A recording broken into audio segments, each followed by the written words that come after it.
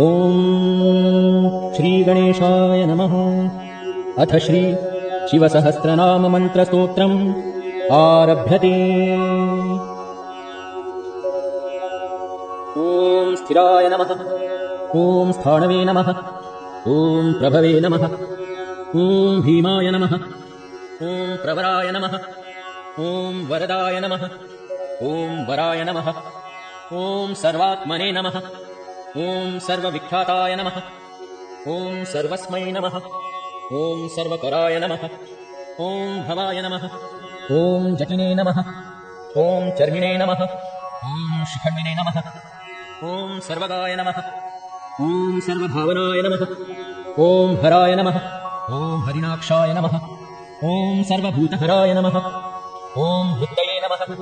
ॐ प्रभवे नमः। ॐ निवृत्तये नमः। ॐ नियताय नमः। ॐ शाश्वताय नमः। ॐ ध्रुवाय नमः। ॐ श्मशानवासिने नमः। ॐ भगवते नमः। ॐ खेचराय नमः। ॐ गोचराय नमः। ॐ अर्दनाय नमः। ॐ अभिवाद्याय नमः। ॐ महाकर्मणे नमः। ॐ तपस्विने नमः। ॐ भूतभावनाय नमः। ॐ उन्मत्तवेषप्रच्छनाय नमः। ॐ सर्वलोकप्रजापतये नमः। ॐ महारूपाय नमः। ॐ महाकायाय नमः। ॐ ऋषिरूपाय नमः। ॐ महायशसे नमः। ॐ महात्मने नमः। ॐ सर्वभूतात्मने नमः। ॐ विश्वरूपाय नमः। ॐ महाहनवे नमः। ॐ लोकपालाय नमः। ॐ अन्तर्हितात्मने नमः। ॐ प्रसादाय नमः। ॐ हयगर्दभये नमः। ॐ पवित्राय नमः। ॐ महते नमः। ॐ नियमाय नमः। ॐ नियमाश्रिताय नमः। ॐ सर्वकर्मणे नमः। ॐ स्वयंभूताय नमः। ॐ आदये नमः। ॐ आदिकराय नमः। ॐ निधये नमः। ॐ सहस्राक्षाय नमः। ॐ विशालाक्षाय नमः। ॐ सोमाय नमः। ॐ नक्षत्रसाधकाय नमः। ॐ चन्द्राय नमः। ॐ सूर्याय नमः। ॐ शनये नमः। ॐ केतवे नमः। ॐ ग्रहाय नमः। ॐ ग्रहपतये नमः। ॐ वराय नमः। ॐ अत्रये नमः। ॐ अत्र्या नमस्कर्त्रे नमः। ॐ मृगबाणार्पणाय नमः। ॐ अनघाय नमः। ॐ महातपसे नमः। ॐ घोरतपसे नमः। ॐ अदीनाय नमः। ॐ दीनसाधकाय नमः। ॐ संवत्सराय नमः। ॐ मन्त्राय नमः। ॐ प्रमाणाय नमः। ॐ परमतपसे नमः। ॐ योगिने नमः। ॐ योज्याय नमः। ॐ महाबीजाय नमः। ॐ महारेतसे नमः। ॐ महाबलाय नमः। ॐ सुवर्णरेतसे नमः। ॐ सर्वज्ञाय नमः। ॐ सुबीजाय नमः। ॐ बीजवाहनाय नमः। ॐ दशबाहवे नमः। ॐ अनिमिषाय नमः। ॐ नीलकण्ठाय नमः। ॐ उमापतये नमः। ॐ विश्वरूपाय नमः। ॐ स्वयं श्रेष्ठाय नमः। ॐ बलवीराय नमः। ॐ अबलाय नमः। ॐ गणाय नमः। ॐ गणकर्त्रे नमः। ॐ गणपतये नमः। ॐ दिग्वाससे नमः। ॐ कामाय नमः। ॐ मन्त्रविदे नमः। ॐ परमाय नमः। ॐ मन्त्राय नमः। ॐ सर्वभावकराय नमः। ॐ हराय नमः। ॐ कमण्डलूधराय नमः। ॐ धन्विने नमः। ॐ बाणहस्ताय नमः। ॐ कपालवते नमः। ॐ अशनिने नमः। ॐ शतघ्निने नमः। ॐ खड्गिने नमः। ॐ पट्टिशिने नमः। ॐ आयुधिने नमः। ॐ महते नमः। ॐ श्रुवहस्ताय नमः। ॐ सुरूपाय नमः। ॐ तेजसे नमः। ॐ तेजस्करनिधये नमः। ॐ उष्णीषिणे नमः। ॐ सुवक्त्राय नमः। ॐ उदग्राय नमः। ॐ विनताय नमः। ॐ दीर्घाय नमः। ॐ हरिकेशाय नमः। ॐ सुतीर्थाय नमः। ॐ कृष्णाय नमः। ॐ शृगालरूपाय नमः। ॐ सिद्धार्थाय नमः। ॐ मुण्डाय नमः। ॐ सर्वशुभङ्कराय नमः। ॐ अजाय नमः। ॐ बहुरूपाय नमः। ॐ गन्धधारिणे नमः। ॐ कपर्दिने नमः। ॐ ऊर्ध्वरेतसे नमः। ॐ ऊर्ध्वलिङ्गाय नमः। ॐ ऊर्ध्वशायिने नमः।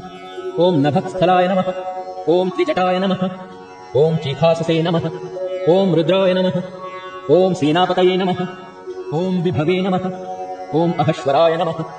ॐ नक्तञ्चराय नमः ॐ तीग्ममन्यवे नमः ॐ सुवर्चसे नमः ॐ गजघ्ने नमः ॐ दैत्यघ्ने नमः ॐ कालाय नमः ॐ लोकधात्रे नमः ॐ गुणाकराय नमः ॐ सिंहशार्दूलरूपाय नमः ॐ आर्द्रचर्माम्बरावृताय नमः ॐ कालयोगिने नमः ॐ महानादाय नमः ॐ सर्वकामाय नमः ॐ चतुष्पदाय नमः ॐ निशाचराय नमः ॐ प्रेतचारिणे नमः ॐ भूतचारिणे नमः ॐ महेश्वराय नमः ॐ बहुभूताय नमः ॐ बहुधराय नमः ॐ स्वरभानवे नमः ॐ अमिताय नमः ॐ गतये नमः ॐ नृत्यप्रियाय नमः ॐ नित्यनर्तनाय नमः ॐ नर्तकाय नमः ॐ सर्वलालसाय नमः ॐ घोराय नमः ॐ महातपसे नमः ॐ पाशाय नमः ॐ नित्याय नमः ॐ गिरिरूहाय नमः ॐ नभसे नमः ॐ सहस्रहस्ताय नमः ॐ विजयाय नमः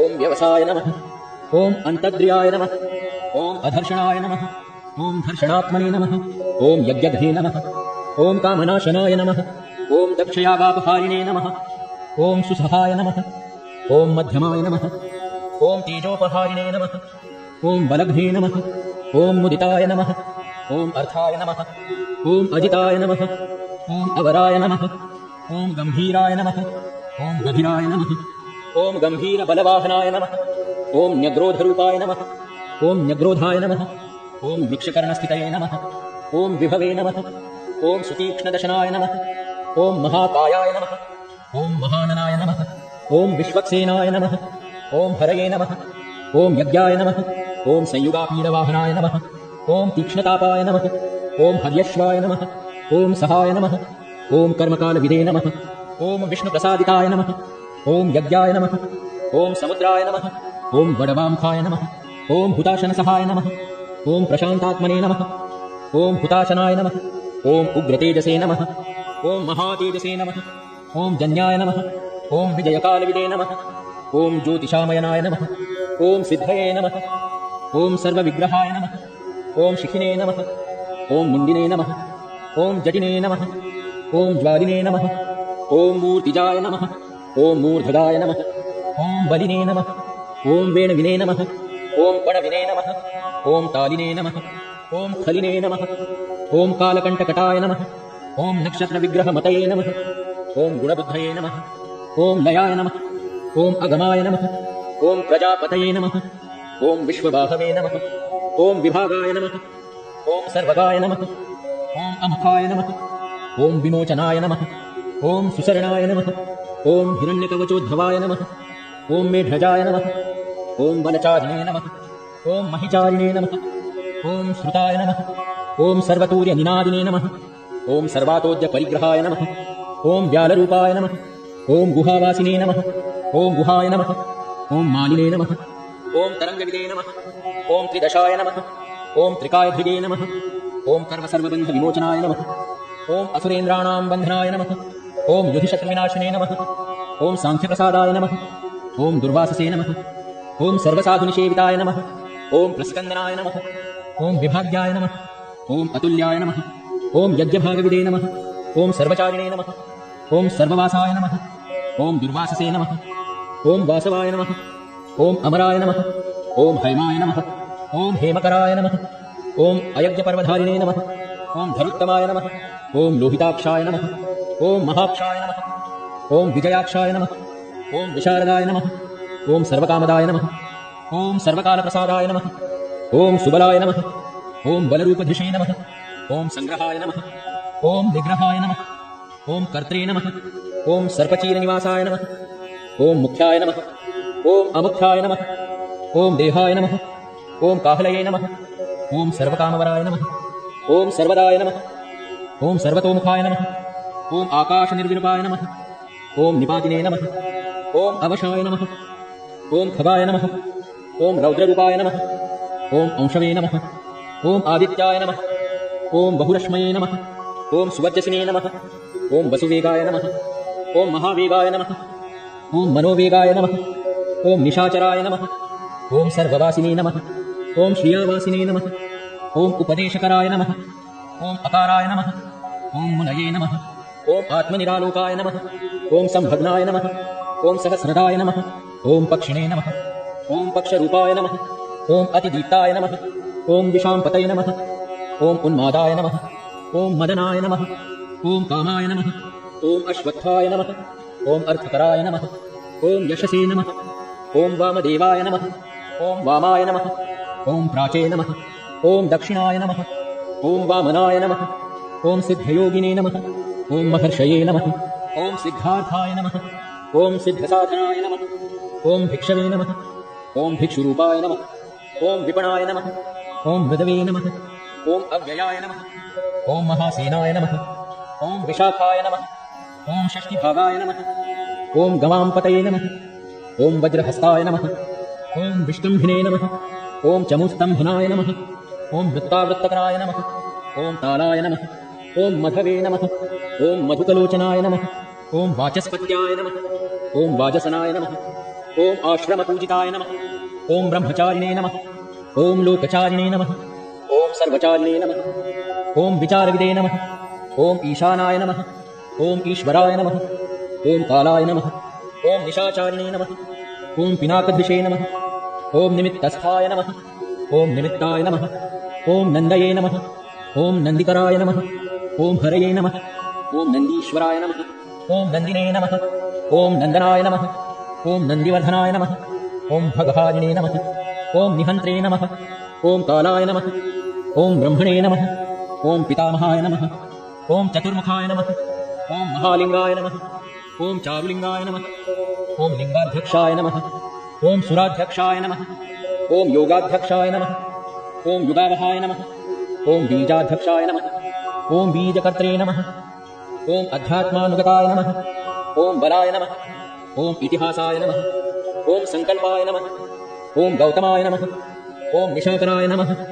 ॐ दम्भाय नमः ॐ अदम्भाय नमः ॐ वैदम्भाय नमः ॐ वश्याय नमः ॐ वशकराय नमः ॐ कलये नमः ॐ लोककर्त्रे नमः ॐ पशुपतये नमः ॐ महाकर्त्रे नमः ॐ अनौषधाय नमः ॐ अक्षराय नमः ॐ परब्रह्मणे नमः ॐ बलवते नमः ॐ शक्राय नमः ॐ नीतये नमः ॐ अनीतये नमः ॐ शुद्धात्मने नमः ॐ मान्याय नमः ॐ शुद्धाय नमः ॐ गतागताय नमः ॐ बहुप्रसादाय नमः ॐ सुस्वप्राय नमः ॐ दर्पणाय नमः ॐ अमित्रजिते नमः ॐ वेदकराय नमः ॐ मन्त्रकराय नमः ॐ विदुषे नमः ॐ समरमर्दनाय नमः ॐ महामेघनिवासिने नमः ॐ महाघोराय नमः ॐ वशिने नमः ॐ कराय नमः ॐ अग्निज्वालाय नमः ॐ महाज्वालाय नमः ॐ अतिधूम्राय नमः ॐ हुताय नमः ॐ भविषे नमः ॐ वृषणाय नमः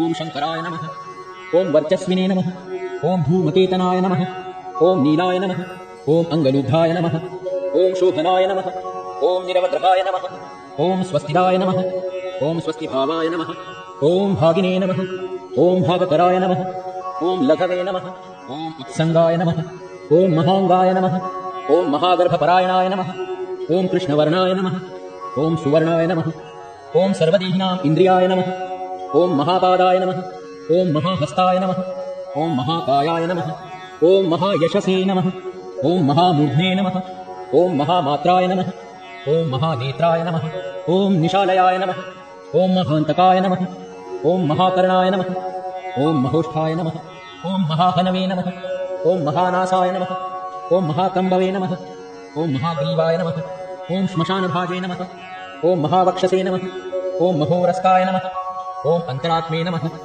ॐ मृगालयाय नमः ॐ लम्बनाय नमः ॐ लम्बितोष्ठाय नमः ॐ महामायाय नमः ॐ पयोनिधये नमः ॐ महादन्ताय नमः ॐ महादंष्ट्राय नमः ॐ महाजिह्वाय नमः ॐ महामुखाय नमः ॐ महानखाय नमः ॐ महाधूम्ने नमः ॐ महाकेशाय नमः ॐ महाजटाय नमः ॐ प्रसन्नाय नमः ॐ प्रसादाय नमः ॐ प्रत्ययाय नमः ॐ गिरिसाधनाय नमः ॐ स्नेहनाय नमः ॐ अस्नेहाय नमः ॐ अजिताय नमः ॐ महामुनये नमः ॐ वृक्षाकाराय नमः ॐ वृक्षकीटवे नमः ॐ अननाय नमः ॐ वायुवाहनाय नमः ॐ गण्डलिने नमः ॐ मेरुधाम्ने नमः ॐ देवाधिपतये नमः ॐ अथर्वशीर्षाय नमः ॐ समस्याय नमः ॐ वृक्षसहस्रामिते क्षणाय नमः ॐ यजुःपादभुजाय नमः ॐ गुह्याय नमः ॐ प्रकाशाय नमः ॐ जङ्गमाय नमः ॐ अमोघार्थाय नमः ॐ प्रसादाय नमः ॐ अभिगम्याय नमः ॐ सुदर्शाय नमः ॐ उपकाराय नमः ॐ प्रियाय नमः ॐ सर्वाय नमः ॐ कनकाय नमः ॐ काञ्चनक्षवये नमः ॐ नाभये नमः ॐ नन्दिकराय नमः ॐ भावाय नमः ॐ पुष्करस्थपतये नमः ॐ स्थिराय नमः ॐ द्वादशाय नमः ॐ त्रासनाय नमः ॐ आद्याय नमः ॐ यज्ञाय नमः ॐ यज्ञसमाहिताय नमः ॐ नक्ताय नमः ॐ कलये नमः ॐ कालाय नमः ॐ मकराय नमः ॐ कलिपूजिताय नमः ॐ सगणाय नमः ॐ गणाकाराय नमः ॐ भूतवाहनसारथये नमः ॐ भस्मशयाय नमः ॐ भस्मगोप्त्रे नमः ॐ भस्मभूताय नमः ॐ तरवे नमः ॐ गणाय नमः ॐ लोकपाय नमः ॐ अलोकाय नमः ॐ महात्मने नमः ॐ सर्वपूजिताय नमः ॐ शुक्लाय नमः ॐ त्रिशुक्लाय नमः ॐ सम्पन्नाय नमः ॐ शूचये नमः ॐ भूतनिषेविताय नमः ॐ आश्रमस्थाय नमः ॐ क्रियावस्थाय नमः ॐ विश्वकर्ममतये नमः ॐ वराय नमः ॐ विशालशाखाय नमः ॐ ताम्रोष्ठाय नमः ॐ अम्बुजाय नमः ॐ सुनिश्चलाय नमः ॐ कपिलाय नमः ॐ कपिशाय नमः ॐ शुक्लाय नमः ॐ आयुषे नमः ॐ पराय नमः ॐ अपराय नमः ॐ गन्धर्वाय नमः ॐ अदितये नमः ॐ तार्क्षाय नमः ॐ सुविज्ञेयाय नमः ॐ सुशारदाय नमः ॐ परश्वधायुधाय नमः ॐ देवाय नमः ॐ अनुकारिणे नमः ॐ सुबान्धवाय नमः ॐ तुम्बवीणाय नमः ॐ महाक्रोधाय नमः ॐ ऊर्ध्वरेतसे नमः ॐ जलेशयाय नमः ॐ उग्राय नमः ॐ वंशकराय नमः ॐ वंशाय नमः ॐ वंशनादाय नमः ॐ अनिन्दिताय नमः ॐ सर्वाङ्गरूपाय नमः ॐ मायाविने नमः ॐ सुहृदे नमः ॐ अनिलाय नमः ॐ अनलाय नमः ॐ बन्धनाय नमः ॐ बन्धकर्त्रे नमः ॐ सुबन्धविमोचनाय नमः ॐ संयज्ञारये नमः ॐ सकामारये नमः ॐ महादंष्ट्राय नमः ॐ महायुधाय नमः ॐ बहुधा निन्दिताय नमः ॐ शर्वाय नमः ॐ शङ्कराय नमः ॐ शङ्कराय नमः ॐ अधनाय नमः ॐ अमरेशाय नमः ॐ महादेवाय नमः ॐ विश्वदेवाय नमः ॐ सुरारिघ्ने नमः ॐ अहिर्बुद्ध्याय नमः ॐ अनिलाभाय नमः ॐ चेकिताय नमः ॐ हविषे नमः ॐ अजयकपदे नमः ॐ कपालिने नमः ॐ त्रिशङ्कवे नमः ॐ अजिताय नमः ॐ शिवाय नमः ॐ धन्वन्तरये नमः ॐ धूमकेतवे नमः ॐ स्कन्दाय नमः ॐ वैश्रवणाय नमः ॐ धात्रे नमः ॐ शक्राय नमः ॐ विष्णवे नमः ॐ भिन्नाय नमः ॐ त्वष्ट्रे नमः ॐ ध्रुवाय नमः ॐ धराय नमः ॐ प्रभावाय नमः ॐ सर्वगाय नमः ॐ अर्यम्णे नमः ॐ सवित्रे नमः ॐ रवये नमः ॐ कुशङ्गवे नमः ॐ विधात्रे नमः ॐ मान्धात्रे नमः ॐ भूतभावनाय नमः ॐ विभवे नमः ॐ वर्णविभाविने नमः ॐ सर्वकामगुणावहाय नमः ॐ पद्मनाभाय नमः ॐ महागर्भाय नमः ॐ चन्द्रवक्त्राय नमः ॐ अनिलाय नमः ॐ अनलाय नमः ॐ बलवते नमः ॐ उपशान्ताय नमः ॐ पुराणाय नमः ॐ पुण्यचञ्चवे नमः ॐ इत्यै नमः ॐ कुरुकत्रे नमः ॐ कुरुवासिने नमः ॐ पुरोभूताय नमः ॐ गुणौषधाय नमः ॐ सर्वाशयाय नमः ॐ दर्भचारिणे नमः ॐ सर्वप्राणिपतये नमः ॐ देवदेवाय नमः ॐ सुखासक्ताय नमः ॐ सरसते नमः ॐ सर्वरत्नविदे नमः ॐ कैलासगिरिवासिने नमः ॐ हिमवद्गिरिसंश्रयाय नमः ॐ कूलहारिणे नमः ॐ कूलपत्रे नमः ॐ बहुविद्याय नमः ॐ बहुप्रदाय नमः ॐ वणिजाय नमः ॐ वर्धकिने नमः ॐ वृक्षाय नमः ॐ बकुलाय नमः ॐ चन्दनाय नमः ॐ छन्दाय नमः ॐ सारग्रीवाय नमः ॐ महाजत्रवे नमः ॐ अलोलाय नमः ॐ महौषधाय नमः ॐ सिद्धार्थकारिणे नमः ॐ छन्दोव्याकरणोत्तरसिद्धार्थाय नमः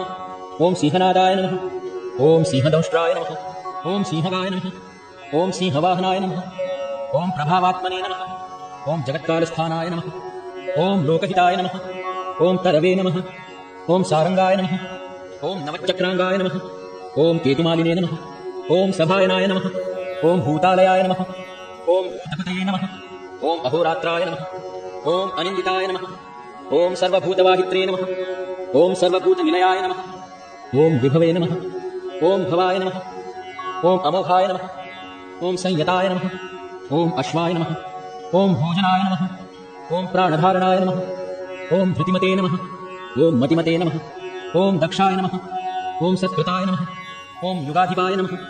ॐ गोपालाय नमः। ॐ गोपतये नमः। ॐ ग्रामाय नमः। ॐ गोचर्मवसनाय नमः। ॐ हरये नमः। ॐ हिरण्यबाहवे नमः। ॐ प्रवेशिनां गृहापालाय नमः। ॐ प्रत्पृष्टारये नमः। ॐ महाहर्षाय नमः। ॐ जितकामाय नमः। ॐ जितेन्द्रियाय नमः। ॐ गान्धाराय नमः। ॐ सुवासाय नमः। ॐ तपःसक्ताय नमः। ॐ रतये नमः। ॐ नराय नमः। ॐ महागीताय नमः। ॐ महानृत्याय नमः। ॐ अप्सरोगणसेविताय नमः। ॐ महाकेतवे नमः। ॐ महाधातवे नमः। ॐ नैकसानुचराय नमः। ॐ चलाय नमः। ॐ आवेदनीयाय नमः। ॐ आदेशाय नमः। ॐ सर्वगन्धसुखावहाय नमः। ॐ तोरणाय नमः। ॐ तारणाय नमः।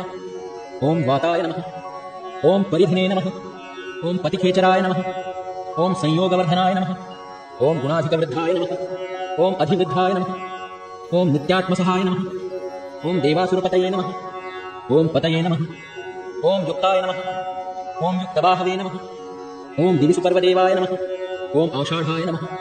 ॐ सुषाढाय नमः। ॐ ध्रुवाय नमः। ॐ हरिणाय नमः। ॐ हराय नमः। ॐ आवर्तमानवपुषे नमः। ॐ वसुश्रेष्ठाय नमः। ॐ महापथाय नमः। ॐ विमर्शशिरोहारिणे नमः। ॐ सर्वलक्षणलक्षिताय नमः। ॐ अक्षरथयोगिने नमः। ॐ सर्वयोगिने नमः। ॐ महाबलाय नमः। ॐ समाम्नायाय नमः। ॐ असमाम्नायाय नमः। ॐ तीर्थदेवाय नमः। ॐ महारथाय नमः। ॐ निर्जीवाय नमः। ॐ जीवनाय नमः। ॐ मन्त्राय नमः। ॐ शुभाक्षाय नमः। ॐ बहुकर्कशाय नमः। ॐ रत्नभूताय नमः। ॐ रत्नाङ्गाय नमः। ॐ महार्णवनिपानविदे नमः। ॐ मूलाय नमः। ॐ त्रिशूलाय नमः। ॐ अमृताय नमः। ॐ व्यक्ताव्यक्ताय नमः। ॐ तपोनिधये नमः। ॐ आरोहणाय नमः। ॐ अधिरोधाय नमः। ॐ शीलधारिणे नमः। ॐ महायशसे नमः। ॐ सेनाकल्पाय नमः। ॐ महाकल्पाय नमः। ॐ योगाय नमः। ॐ युगकराय नमः।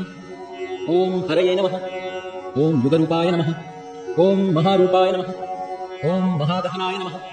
ॐ वधाय नमः। ॐ न्यायनिर्वपणाय नमः। ॐ पादाय नमः। ॐ पण्डिताय नमः। ॐ अचलोपमाय नमः। ॐ बहुमालाय नमः। ॐ महामालाय नमः। ॐ शशिहर्षलोचनाय नमः। ॐ विस्तारलवणकूपाय नमः। ॐ त्रियुगाय नमः।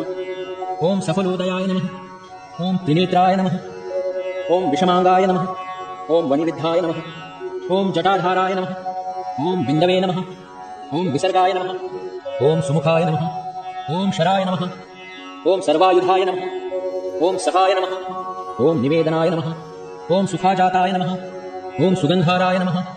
ॐ महाधनुषे नमः। ॐ गन्धपालि भगवते नमः। ॐ सर्वकर्मोत्थानाय नमः।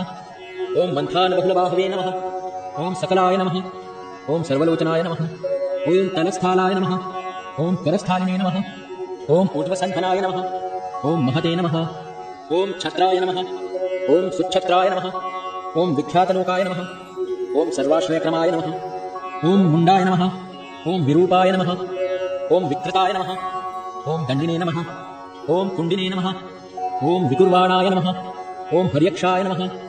ॐ ककुभाय नमः। ॐ वज्रिणे नमः। ॐ शतजिह्वाय नमः। ॐ सहस्रपदे नमः। ॐ सहस्रमूर्धे नमः। ॐ देवेन्द्राय नमः। ॐ सर्वदेवमयाय नमः। ॐ गुरवे नमः। ॐ सहस्रबाहवे नमः। ॐ सर्वाङ्गाय नमः। ॐ शरण्याय नमः। ॐ सर्वलोककृते नमः। ॐ पवित्राय नमः। ॐ त्रिककुन्मन्त्राय नमः। ॐ कनिष्ठाय नमः। ॐ कृष्णपिङ्गलाय नमः। ॐ ब्रह्माण्डविनिर्मात्रे नमः। ॐ शतघ्निपाशशक्तिमते नमः। ॐ पद्मगर्भाय नमः। ॐ महागर्भाय नमः। ॐ ब्रह्मगर्भाय नमः। ॐ जलजोद्भवाय नमः। ॐ गभस्तये नमः। ॐ ब्रह्मकृते नमः। ॐ ब्रह्मिणे नमः। ॐ ब्रह्मविदे नमः। ॐ ब्रह्मणाय नमः। ॐ गतये नमः। ॐ अनन्तरूपाय नमः। ॐ नैकात्मने नमः। ॐ स्वयंभुवतिग्मतेजसे नमः। ॐ ऊर्ध्वगात्मने नमः। ॐ पशुपतये नमः। ॐ घातरंहसे नमः। ॐ मनोजवाय नमः। ॐ चन्दनिने नमः। ॐ पद्मनालाग्राय नमः। ॐ सुरभ्युत्तारणाय नमः। ॐ नराय नमः। ॐ कर्णिकारमहास्रगिणे नमः। ॐ नीलमौलये नमः। ॐ पिनाकधृषे नमः। ॐ उमापतये नमः। ॐ उमाकान्ताय नमः। ॐ जाह्नवीधृषे नमः। ॐ उमाधवाय नमः। ॐ वरवराहाय नमः। ॐ वरदाय नमः। ॐ वरेण्याय नमः। ॐ सुमहास्मनाय नमः। ॐ महाप्रसादाय नमः। ॐ दमनाय नमः। ॐ शत्रुघ्ने नमः। ॐ श्वेतपिङ्गलाय नमः। ॐ पीतात्मने नमः। ॐ परमात्मने नमः। ॐ प्रयतात्मने नमः। ॐ प्रधानधृषे नमः। ॐ सर्वपार्श्वमुखाय नमः। ॐ त्रक्षाय नमः। ॐ सर्वसाधारणवराय नमः। ॐ चराचरात्मने नमः। ॐ सूक्ष्मात्मने नमः। ॐ अमृतगोवृषेश्वराय नमः। ॐ साध्यर्पये नमः। ॐ आदित्यवसवे नमः। ॐ विवत्सत्सवित्रमृताय नमः। ॐ व्यासाय नमः। ॐ सर्वसुसंक्षेपविस्तराय नमः। ॐ पर्ययनराय नमः। ॐ कृतवे नमः। ॐ संवत्सराय नमः। ॐ मासाय नमः। ॐ पक्षाय नमः। ॐ संख्यासमापनाय नमः। ॐ कलायै नमः। ॐ काष्ठायै नमः। ॐ लवेभ्यो नमः। ॐ मात्राभ्यो नमः। ॐ मुहूर्ताक्षपाभ्यो नमः। ॐ क्षणेभ्यो नमः। ॐ विश्वक्षेत्राय नमः। ॐ प्रजयबीजाय नमः। ॐ लिङ्गाय नमः। ॐ आद्यनिर्गमाय नमः। ॐ सते नमः। ॐ असते नमः। ॐ व्यक्ताय नमः। ॐ अव्यक्ताय नमः। ॐ पित्रे नमः। ॐ मात्रे नमः। ॐ पितामहाय नमः। ॐ स्वर्गद्वाराय नमः। ॐ प्रजाद्वाराय नमः। ॐ मोक्षद्वाराय नमः। ॐ त्रिविष्णवाय नमः। ॐ निर्वाणाय नमः। ॐ ह्लादनाय नमः। ॐ ब्रह्मलोकाय नमः। ॐ परागतये नमः। ॐ देवासुरविनिर्मात्रे नमः। ॐ देवासुरपरायणाय नमः। ॐ देवासुरगुरुवे नमः। ॐ देवाय नमः। ॐ देवासुरनमस्कृताय नमः। ॐ देवासुरमहामात्राय नमः। ॐ देवासुरगणाश्रयाय नमः। ॐ देवासुरगणाध्यक्षाय नमः। ॐ देवासुरगणाग्रण्यै नमः। ॐ देवादिदेवाय नमः। ॐ देवर्षये नमः। ॐ देवासुरवरप्रदाय नमः। ॐ देवासुरेश्वराय नमः। ॐ विश्वाय नमः। ॐ देवासुरमहेश्वराय नमः। ॐ सर्वदेवमयाय नमः। ॐ अचिन्त्याय नमः। ॐ देवात्मने नमः। ॐ आत्मसम्भवाय नमः। ॐ उद्भिदे नमः। ॐ त्रिविक्रमाय नमः। ॐ वैद्याय नमः। ॐ विरजाय नमः। ॐ नीरजाय नमः। ॐ अमराय नमः। ॐ इड्याय नमः। ॐ हस्तीश्वराय नमः। ॐ व्याघ्राय नमः। ॐ देहसिंहाय नमः। ॐ नरर्षभाय नमः। ॐ विबुधाय नमः। ॐ अग्रवराय नमः। ॐ सूक्ष्माय नमः। ॐ सर्वदेवाय नमः। ॐ तपोमयाय नमः। ॐ सुयुक्ताय नमः। ॐ शोभनाय नमः। ॐ वज्रिणे नमः। ॐ प्रासानां प्रभुवाय नमः। ॐ अव्ययाय नमः। ॐ गुहाय नमः। ॐ कान्ताय नमः। ॐ निजसर्गाय नमः। ॐ पवित्राय नमः। ॐ सर्वपावनाय नमः। ॐ शृङ्गिणे नमः। ॐ शृङ्गप्रियाय नमः। ॐ बभ्रवे नमः। ॐ राजराजाय नमः। ॐ निरामयाय नमः। ॐ अभिरामाय नमः। ॐ सुरगणाय नमः। ॐ विरामाय नमः। ॐ सर्वसाधनाय नमः। ॐ ललाटाक्षाय नमः। ॐ विश्वदेवाय नमः। ॐ हरिणाय नमः। ॐ ब्रह्मवर्चसे नमः। ॐ स्थावरपतये नमः। ॐ नियमेन्द्रियवर्धनाय नमः। ॐ सिद्धार्थाय नमः। ॐ सिद्धभूतार्थाय नमः। ॐ अचिन्त्याय नमः। ॐ सत्यव्रताय नमः। ॐ शूचये नमः। ॐ वृताधिपाय नमः। ॐ पराय नमः। ॐ ब्रह्मणे नमः। ॐ भक्तानां परमागतये नमः। ॐ विमुक्ताय नमः। ॐ मुक्ततेजसे नमः। ॐ श्रीमते नमः। ॐ श्रीवर्धनाय नमः। ॐ जगते नमः। इति श्रीमन्महाभारते अनुशासनपर्वणि दानधर्मे श्रीशिवसहस्रनामस्तोत्रम् श्रीसाम्ब सदाशिवार्पणमस्तु।